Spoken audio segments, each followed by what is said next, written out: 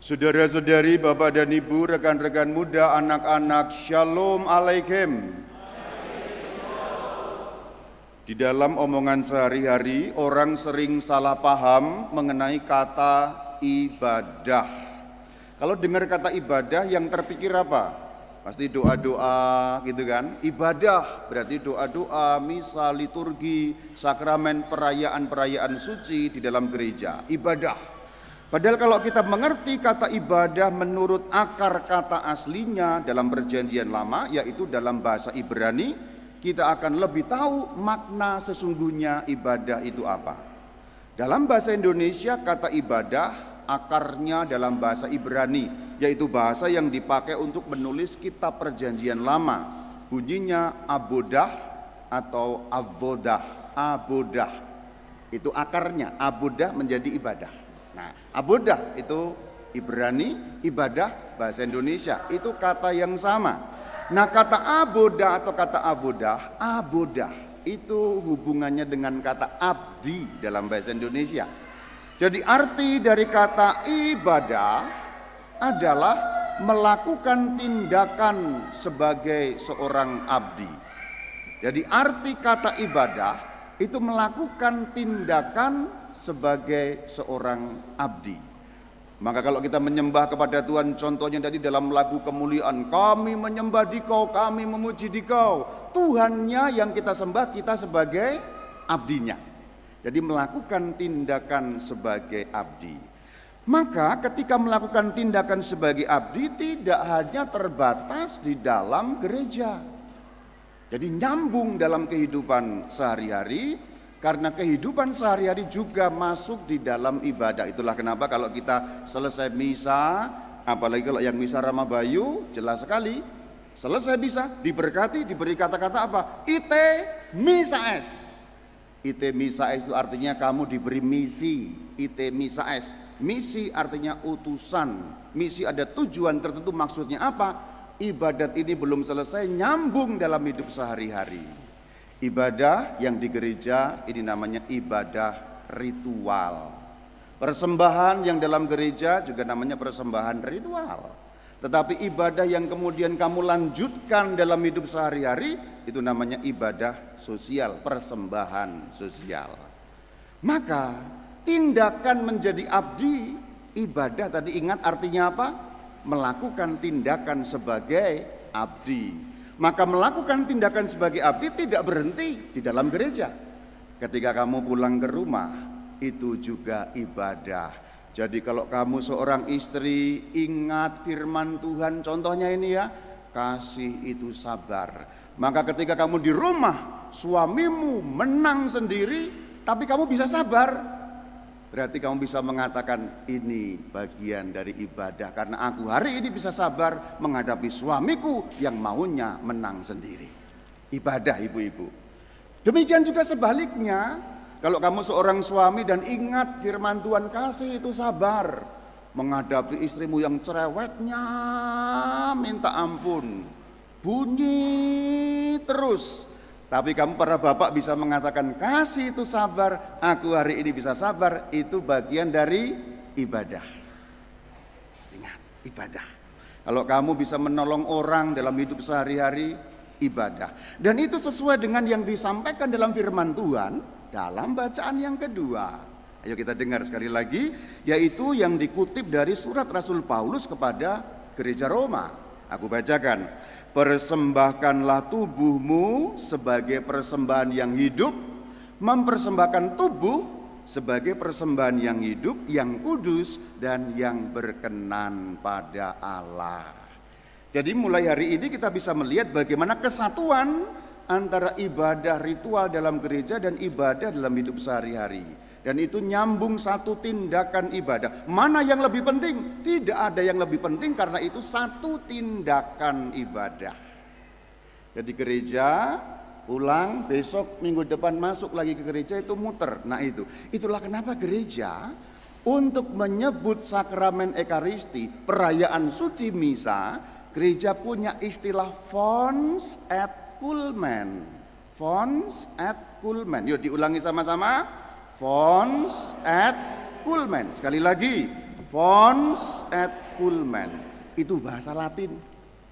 Jadi mulai hari ini umat Subang bisa bahasa Latin. Fons, paling enggak fons et culmen. Fons artinya puncak, bukan Alphonse, bukan ya. Fons artinya puncak. Fons artinya sumber. Fons artinya sumber, culmen artinya puncak. Jadi sumber, kenapa disebut sumber? Karena Ekaristi sumber-sumbernya berkat. Kamu sedang pusing, kamu banyak masalah, diputusin pacar, banyak problem kehidupan, beban-beban hidup, memanggul salib seperti firman Tuhan dalam Injil tadi, yang ikut aku harus panggul salib, maka datang kepada Tuhan diberkati, dikuatkan, sehingga berkat-berkat Tuhan datang dari Ekaristi dan memberikan kamu kekuatan. Tetapi sebaliknya kemudian nanti pulang, nah di situ ibadah dalam hidup sehari-hari. Persembahkanlah tubuhmu sebagai persembahan yang hidup, yang kudus, yang berkenan terjadi. Maka begitu pulang minggu depan kembali membawa ibadah yang telah terjadi selama seminggu yang lalu. Maka saudara-saudari, yang disebut persembahan atau kolekte bukan hanya kolekte dana, tetapi kolekte tubuhmu, kolekte tindakan-tindakan baikmu, kolekte hidupmu sehari-hari. Pertanyaanku adalah, apakah setiap kali kamu misa kamu baru kolekte dana? Sudah kolekte dana? Sudah. Berapa? 100.000, puji Tuhan. 20.000, puji Tuhan. 5.000, puji Tuhan. 1.000, toilet kalau 1.000 ya. Toilet kalau 1.000 ya. Bercanda ya, bercanda. Tidak penting, yang penting keikhlasan dalam Tuhan itu bukan jumlah tapi keikhlasan dan kepantasan. Jangan lupa, kolektor itu dua hal, ikhlas dan pantas. Ikhlas tapi tidak pantas kadang-kadang ya. Pantas tapi tidak ikhlas. Nah, ini harus dua seimbang kalau kolektor. Oke, bukan pembahasan kolektor tapi intinya adalah apakah kamu baru hanya ibadat persembahan dana? Tidak berhenti di situ loh. Persembahan hidup atau kolekte tubuh, kolekte kehidupan itu perlu terjadi dan perlu dilatih dalam setiap misa. Kapan terjadinya? Pada saat Romo memulai persembahan, pada saat imam memulai persembahan, itulah saatnya umat juga mempersembahkan tubuhnya sebagai persembahan yang hidup. Kan nanti persembahan imamkan di situ, mempersiapkan hostia suci, mempersiapkan anggur. Nah, umat setelah kolekte, jangan main HP, jangan pelongak, apalagi gosip dengan sebelah, jangan. Tetapi diingat-ingat seminggu kemarin apa yang terjadi. Oh Tuhan, hari Senin yang lalu aku ingat, istriku cerewet sekali, tapi aku bisa sabar ibadah. Ku persembahkan hari Senin yang lalu, hari ini sebagai ibadahku. Atau kalau kamu seorang istri, oh Tuhan, hari Selasa yang lalu suamiku itu jelas salah, tapi dia tidak mau mengakui kesalahannya, tapi aku bisa sabar. Selasa yang lalu Tuhan, ku persembahkan hari ini di altarmu yang suci. Rebo Tuhan, ada orang kehabisan bensin, aku nolong meskipun hanya 1 liter Tuhan, tapi pertolonganku berguna. Hari Rebo yang lalu Tuhan, hari ini ku bawa sebagai persembahan. Kemis Tuhan, ada temanku punya utang kecil Tuhan, cuma 1 juta, tapi aku bisa membantu melunasi. Ya sudahlah, nanti kalau dia nggak bayar nggak apa-apa, tapi aku bisa bantu Tuhan. Temanku bisa tidur karena hutangnya terbayar. Maka Kemis yang lalu itu Tuhan, hari ini ku persembahkan di altarmu sebagai persembahan yang hidup. Jadi itulah yang dimaksud ketika Romo nanti berdoa atau mengajak berdoa. Pas persembahan ingat Romo mengatakan apa?